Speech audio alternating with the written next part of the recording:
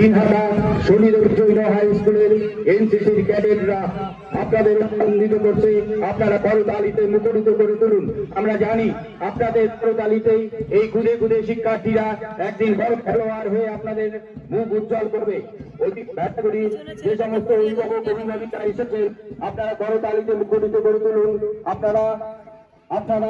আপনাদের অভিনন্দিত করছে শিক্ষার্থীরা। 19টি বিদ্যালয়ে শিক্ষার্থীরা আপনার